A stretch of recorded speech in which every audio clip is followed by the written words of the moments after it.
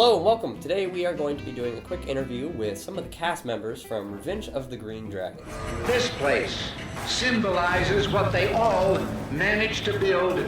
They didn't ask what this country could do for them, but what they could do to make this the greatest home of freedom in history. First question, and this is open to any of you guys, can you just kind of really quickly tell us a little bit about the movie and also a little bit about the events that it's based off of? So the movie is called Revenge of the Green Dragons, which is based off a New Yorker article about a gang that's based off in Queens and Elmhurst in the late 80s to early 90s.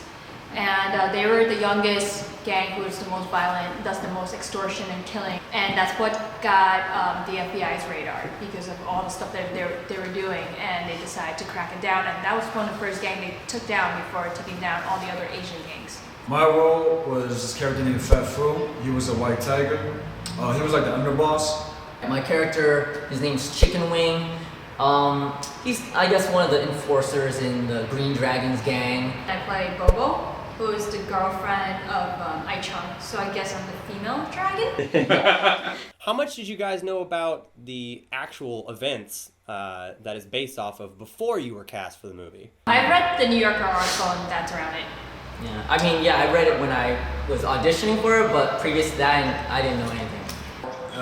As for me, I was actually incarcerated with him, so. Oh wow. Before being released. I knew the whole story and everything, because, in the inside, we Asian, we kind of stick together, we eat together, you know what I mean? So, I was there for about 6 years, you know what I'm saying? So I knew everything about this whole story before I even got casted, so it was just it was just a blessing for me, It was kind of funny how things turned out. Now, what was it like working with two directors? Did they have very split responsibilities?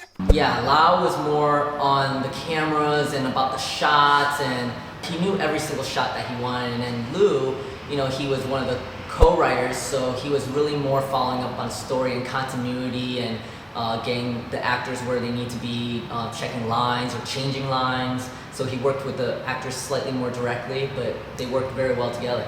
Excellent, excellent. Were any of your guys' characters actually directly based on real people, or were they more created to kind of help with the story? Was your character real, Bobo? Well, Bobo was not a real life character, but she was based off of a bunch of the girls combined together into one character. My character definitely was. Real. My character, Chicken Wing, he exists. He's actually in the article. Yeah, he's a real person. I don't know if he died or not. He did go to prison though. Yeah, we were actually going to ask you where the name Chicken Wing came from, and also Carl, I have to say this real fast. We did watch the movie together, and you played one of the craziest people I've ever seen in a movie. Yeah. Oh my God. How was it playing somebody that was just so off the wall insane the whole time? In the script, there wasn't much about Chicken Wing on how he behaved or anything. He had a lot of one-liners, and they say that he does things, but there wasn't really much of a character outline for him. He doesn't have a story arc. He doesn't change from beginning to end. He's just there. And so the directors kind of gave me free reign on how I wanted to play him, and then they just kind of saw how I played them, and then they liked it, and so they were like, well, you're going to have to maintain that amount of craziness throughout the entire film if you're going to do that. It's the most fun I ever had playing a character, actually, because really I just got to create him from the bottom up, and there isn't much to him except I've always wanted to play a character that was completely, kind of insane, and he enjoyed killing people, and that's not something I normally do, so it's a lot of fun to be able to play something like that that's so free, We just wanted to say you nailed it. You're one of my favorite parts of the movie. Kind of another aspect to our YouTube channel is all about up-and-coming filmmakers, so we wanted to kind of ask you guys a couple other questions about what it's like, getting started in the industry and everything like that. So if you guys could kind of go one by one, just kind of tell us how you guys got started into acting, and maybe one big piece of advice that you would give to anybody looking to get into acting as well. Well, my story's kind of funny because, like I said, I was incarcerated. I was locked up for 8 years. And then upon myself, I told myself when I get out, because I never painted my life before, So I kind of discovered a piece of me. So I said, you know what, when I get out, I want to move to New York. I want to move to New York. I want to pursue my craft. I was here for a calling, everything, you know, happened for a reason. You know, it's like a blessing in disguise.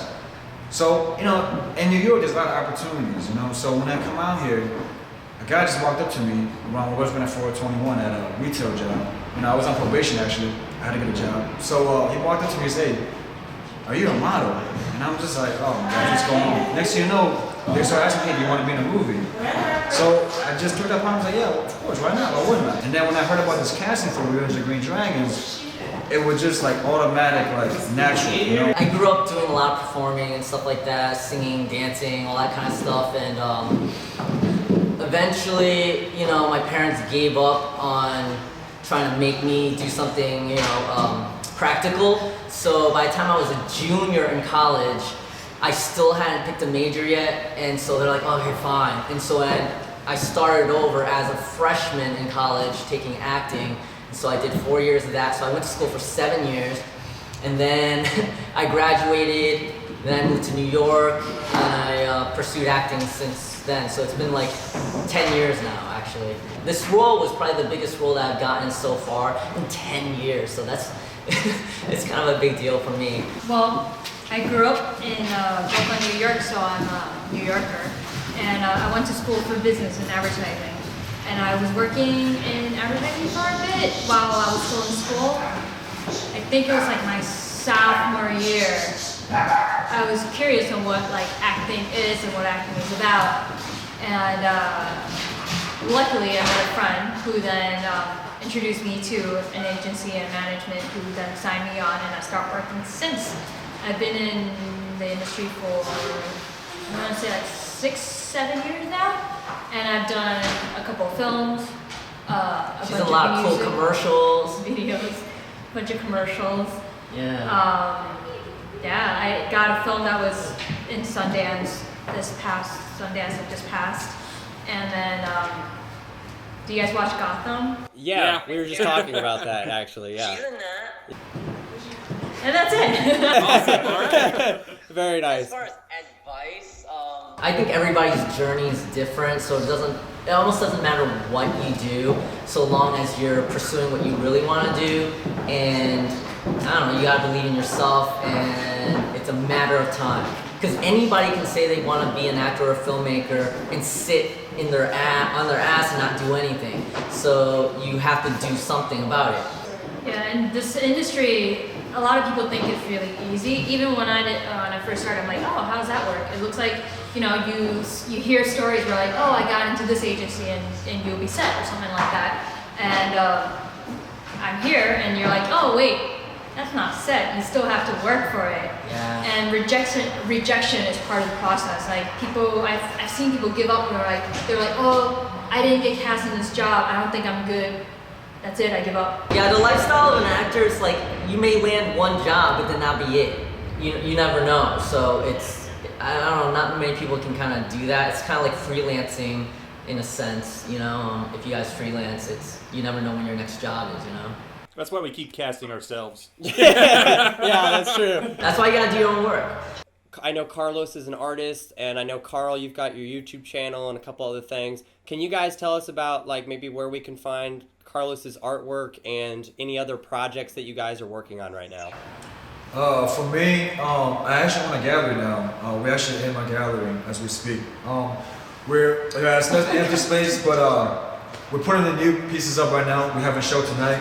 For my artwork though, I have all my stuff is in the back room, but you can check out my website, artistnamelong.com. Also, the current project I'm working on is called The Streets. It's also another Asian gangster. It's a web series. Yeah, I just got off set and came straight here. I'm kind of laughing because as I was showing you Carlos's gallery, which you know this thing is videoing, I hit Celia in the face with my iPad.